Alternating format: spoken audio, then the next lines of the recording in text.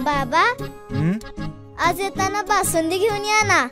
अगं, कालच आपण आईचा वाढदिवस होता म्हणून आणली होती ना.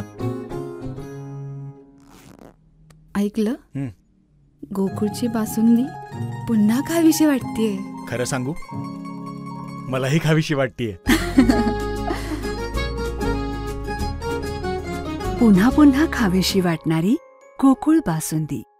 कृषी विभाग, महाराष्ट्र शासन यांच्या वतीने डॉक्टर पंजाबराव देशमुख नैसर्गिक शेती मिशन अंतर्गत सेंद्रिय शेती गट 2024-25चे प्रथम वर्षातील गाव पातळीवरील प्रशिक्षण शाहूवाडी तालुक्यातील वरेवाडी बांबवडे मंडळ येथे घेण्यात आले. कोणत्याही क्षेत्रात नेतृत्व करणे म्हणजे हुकूमत गाजवणे नसून जबाबदारी स्वीकारून लोकांना योग्य दिशा दाखवून सोबत घेऊन प्रगती करणे होय, असे लोकनियुक्त सरपंच आनंद भोसले यांनी आपल्या भाषणात सांगितले.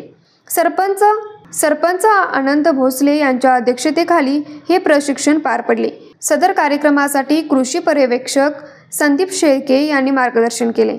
तसेच कृषी सहाय्यक किरण पाटील यांनी गट स्थापनेचे महत्त्व सांगितले.